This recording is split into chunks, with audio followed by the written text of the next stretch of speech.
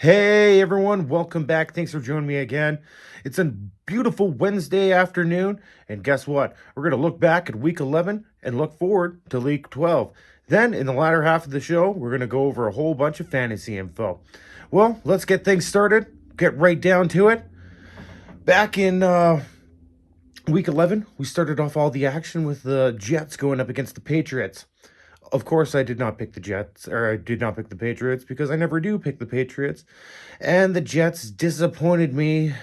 And the Patriots got a 27-14 victory. It was a pretty lackluster game. Never really looked like the Jets had anything going whatsoever. Uh, the Jets just haven't looked like a good team in general over the course of the season, and I don't see that changing whatsoever, especially after this last match. In our Sunday slate of action, we had our first matchup was the Dolphins going up against the Commanders. And the Dolphins were able to take this victory 16-13. It was a good matchup, pretty tight and close all the way through. Ended up taking a field goal in overtime to win the game. In our next matchup, we had the Vikings going up against the Bears, and this one was actually a really good match to watch. It was close, right down to the wire. It was a 19-17 victory for the Bears, and the Bears actually looked really good in this one. Vikings actually started in the later half of the game to look like a competitive team, but they weren't able to get the victory on Sunday. In our next matchup, we had the Panthers going up against the Falcons, and the Panthers were able to take this 30-27 with an injury by Mr. Penix Jr. opening the door for Joe Flacco, or not Joe Flacco, for Kirk Cousins to maybe get back into the fold, make himself a little bit more of a relevant player again. Hasn't been that way the past year since he lost the starting job to Penix. In our next matchup, we had the Steelers going up against the Browns. Steelers were able to take this victory 34-12. It was never really close. The Bengals did not look competitive whatsoever. In our next matchup, we had the Packers going up against the Giants. This matchup was actually pretty back and forth the entire time. It had pretty much everything you were looking for in a football match. Special teams, offense, defense, everything was just clicking on both sides. It was just an awesome matchup to see. Packers got that victory 27-20. In our next matchup, we had the Jaguars going up against the Chargers. You need to think the Chargers would make this one a close one. But no, the Jaguars ended up completely stomping them 35-6, made the Chargers look like, well, a very, very uncompetitive team. Made them look like the Jets or the Raiders, basically. Then in our next matchup, we had the Texans going against the Titans, and the Texans were able to take this victory 16-13. It was a close matchup all day, but it was the Texans and the Titans, so take that for what it is. Probably the best matchup of the entire weekend was the Bills versus the Buccaneers, and the Bills took that one 44-32 with a huge day by Josh Allen. Then we had the 49ers taking on the Cardinals, and the 49ers easily took that one 41-21. It actually looked like their defense was starting to come back, looked like something resemblant of what the 49ers defense had looked like over the past few years. In our next matchup, we had the Rams going against the Seahawks. This one was a close one. A 2-point victory for the Rams in the end. Seahawks didn't look good.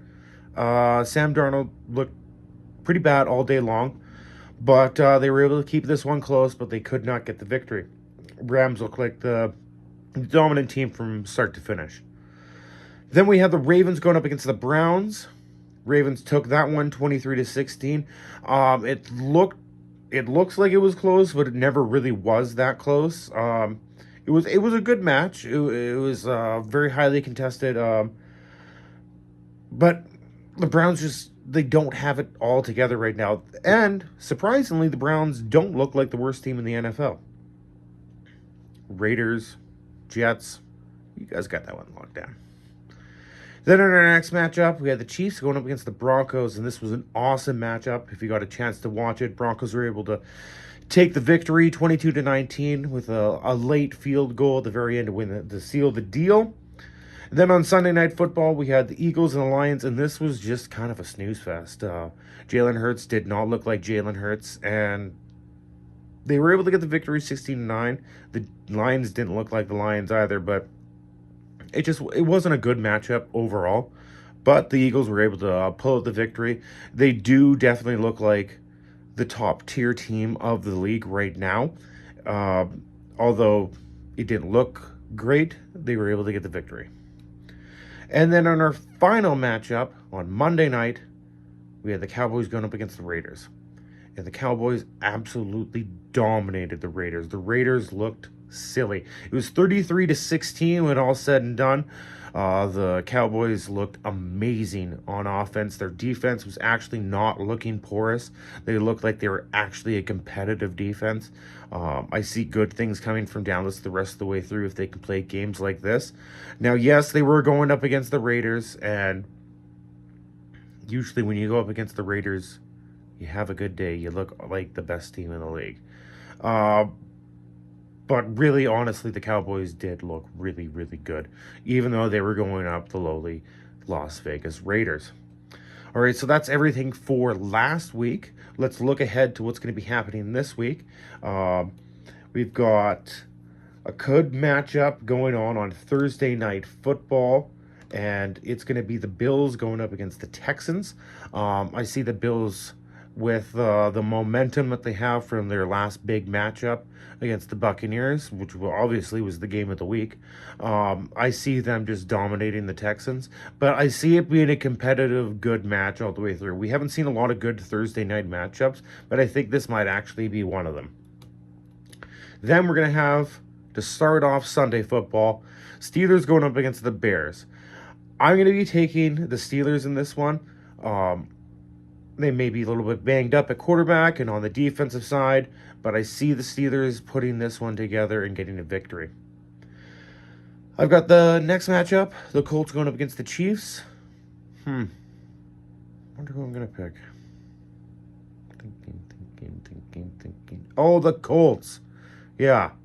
Well, not only are the Colts looking like one of the best teams in the NFL, I think they've got the Chiefs this weekend. Colts have historically always had the Chiefs in the regular season. Anytime they've ever met, it's always been a highly contested match, and the Colts have been able to pull it off.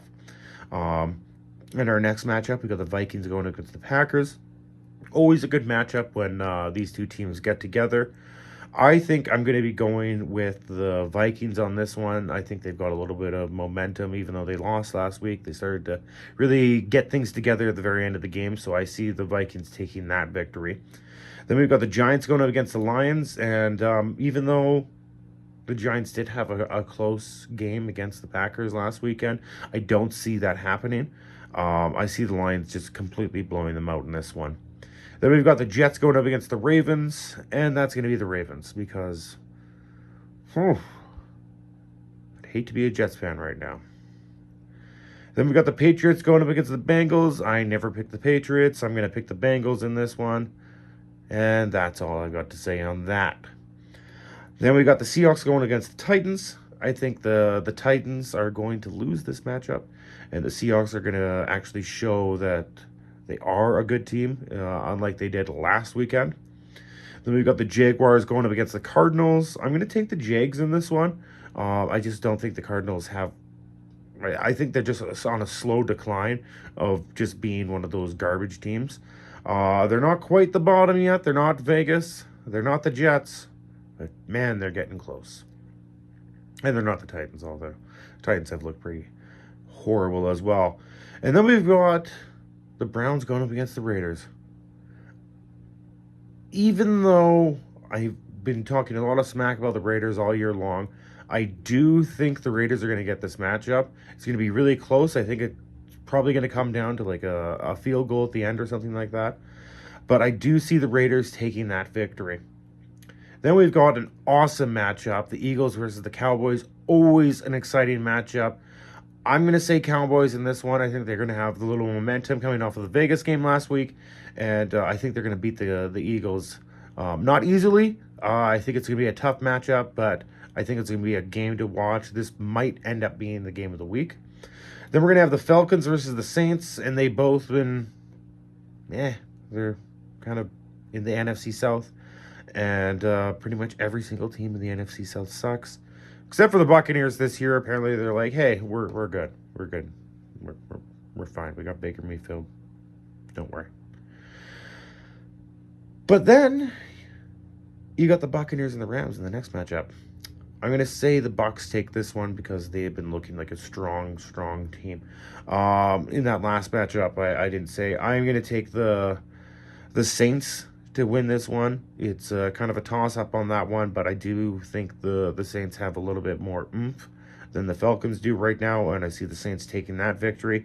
Then the Buccaneers are going to go over the Rams. And on Monday night, we've got the Panthers going against the 49ers. And the 49ers are going to take that one. With Brock Purdy back under the helm, I see it being a really good matchup for the 49ers, and they're going to be able to have a great day against the Panthers. All right, so let's move on to some news now in the NFL. Titans wide receiver Ridley, he's going to be going on IR with a broken leg, and it's looking like that's probably going to be the end of his season. Not that the Titans have really been doing anything, but that's got to be a big blow for you. CJ Stroud is going to miss his third consecutive game with the concussion now. Davis Mills will be continuing to run that offense, and he hasn't been looking bad, but obviously you'd rather have CJ Stroud in there than Davis Mills.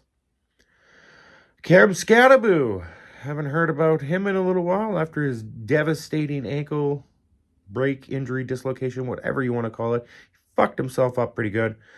He was on Raw last night, and or on Monday night there, and got into a little bit of a scuffle with one of the factions there, and he's gotten some backlash saying like, "Hey, bud, what are you doing? Why are you playing this game? You know, you should probably be focusing on your injuries a little bit more." But as he said, I don't get to do what I love, which is playing football, so let me have a little fun doing something else. And you know what? Good job, bud. Have fun. Have fun time. Aaron Rodgers over the weekend broke his non-throwing wrist, but apparently they're saying he won't need surgery, and he's quite likely to play this weekend. I think as the week goes on, once Friday hits, we'll have more of a clear idea if Rodgers is going to be in the starting lineup or not. Rudolph looked pretty decent in his relief appearance for Rodgers. So, you know, they do have somebody there that can take over the reins. And Justin Fields for the Jets. Guess what, bud? You're going to the bench. You haven't been doing good. And Tyrod Taylor's taking over for you. That's got to feel bad. Like, not that Tyrod's like bad or anything like that, but he's not great. He's a career backup, and you now have to sit for him. I don't know if this is kind of a kick in the butt type situation that the Jets are trying to pull, or if it's like, the Jets kind of suck, and we need to try and do something. But you never really know. Fields could be back in the week after, so take that as it is. Josh Jacobs exited their matchup against the Giants over the weekend with a knee injury. Turned out to be a knee contusion. No structural damage was done. He's not going to be going to IR. And it looks like he could still play this weekend. So if you've got him in your fantasy lineup, like I do, I hope he does play this weekend. Penix Jr., on the other hand, the quarterback for the Falcons, will not be playing this weekend, and it looks like to believe that he has a season-ending knee injury. So it looks like Kirk Cousins is going to be getting the reins back of the Falcons, not because he won the job, but because he's the only person that they have left, and they're paying him a buttload of money. So you better put him in. Then Shooter Sanders had his first action when Dylan Gabriel went down over the weekend, and he didn't look bad. I've been saying that they should be putting him in prior to this. I think he's actually a pretty good quarterback. He was kind of thrown to the wolves at the very end of this matchup, so take that for what it is. Um, I don't think it was a really a true test of what he is going to be doing as a quarterback. But he needs to get some reps in, and he's going to be on the Browns, so might not be a good day for him. Might not be a good rest of his season if he ends up actually starting. It's not 100% that he's going to be starting this upcoming weekend. Gabriel might still end up playing. Just have to see how he progresses with that injury over the week. All right, so that's everything for the regular NFL. Now let's get to fantasy. And we're going to do my top threes at all positions. And we'll start that off with the quarterbacks with Josh Allen. Josh Allen had an amazing day. He was followed by Bryce Young and then Dak Prescott, both who had very strong days as well. Running backs was led by Christian McCaffrey and then Sean Tucker for the Buccaneers, who had an amazing day, and Trayvon Henderson of the Patriots. For wide receivers, we had Wilson from the Cardinals. Wouldn't have expected that, but he had a great day. McMillan, and then George Pickens, who had an awesome night last night. For tight ends, leading the way was McBride, followed by Kittle and Kelsey. And Kelsey was bolstered by having an awesome second half in his matchup. So it wasn't the full game, but it was a half of a game that made it just that much to get him into the top threes. And our defense was led with the Browns, followed by the Steelers and the Broncos. So those were our top threes for the week. Let's go to our top 5 waiver wire pickups. All right. At number 1, I'm going to say Brock Purdy, coming back off of injury, taking over the reins again for the San Francisco 49ers from Mac Jones. I think he's going to have an awesome weekend, especially going up against the Panthers. Sean Tucker, I think he's going to continue his awesome performance in their matchup over the weekend for the Buccaneers, and might propel himself into an everyday starter. Watson, the wide receiver from the Packers, I think he had a breakout game, and he's going to be somebody you're going to want to have on your bench or maybe in your lineup. Tight end, I'm going to go Juwan Johnson for the Saints. I think with Stroh, he looks like in the beginning of the season, he was clearly a top tight end that you wanted to have. And I think he's going to be a top tight end that you're going to want to start to either stash or start playing immediately. And then also the Lions defense, if it is out there, you should probably go get them because I think they're going to have an awesome matchup this weekend. For my perfect lineup next, I'm going to say you want to start QB Purdy. For your running backs, Christian McCaffrey and Gibbs. For your wide receivers, Smith-Njigba and St. Brown. For your tight end, I'm going to say George Kittle. For your flex position, I'd say put in Jonathan Taylor. And for defense, I'm going to say put in the Seahawks.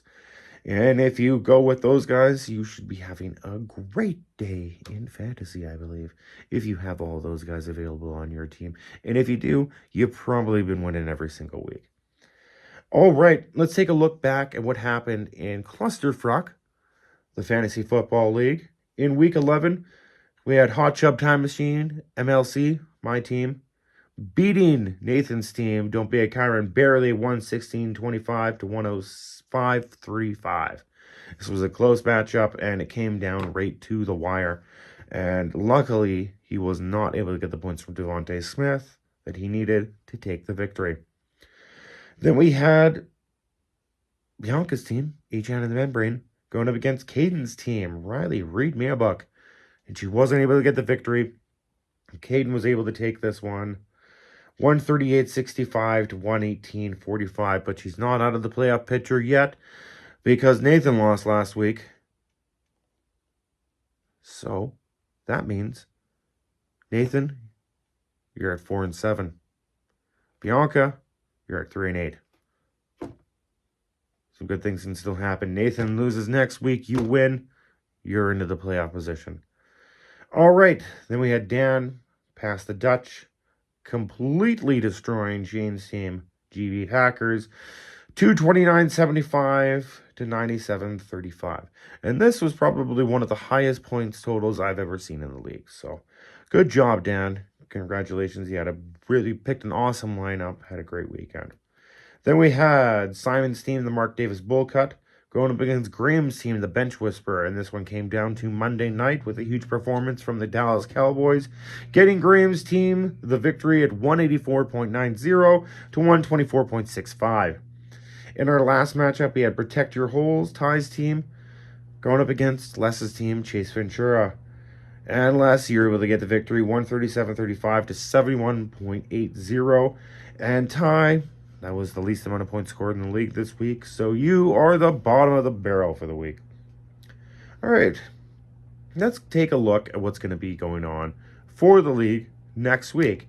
In week 12, we've got my team going up against Dan's team. Then we've got Caden's team going up against Simon's team. We've got Les's team going against Bianca's team. Shane's team going up against Graham. And Ty going up against Nathan. So Nathan's going to want that victory. So is Bianca. Who's going to get that playoff spot? With only a few weeks to go, things are really coming down to crunch time. Let's take a look at the standings after 11 weeks here. In our first division, Happy Gilmore division, we have it being led by Dan at 7-3-1, followed by Simon at 6-5-0, followed by Graham at 5-5-1, with Shane at 5-6, followed by, sitting on the outside of the playoffs, with still a chance to get in, Caden's team at 4-7. Then over to the Shooter McGavin division, we've got that one led by yours truly at 7-4. But right behind me is Les's team at 7-4 as well.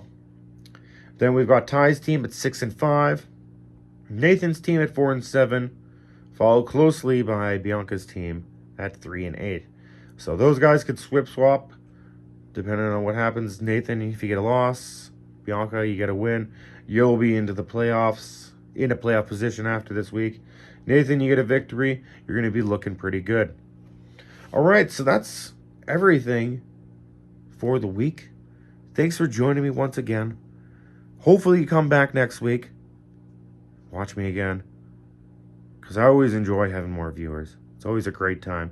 Like, share, and comment on this video to get it out to as many people as possible so we can have as many viewers as possible. And if you want to get updates on when the next episode is going to be coming out, subscribe on YouTube to this channel.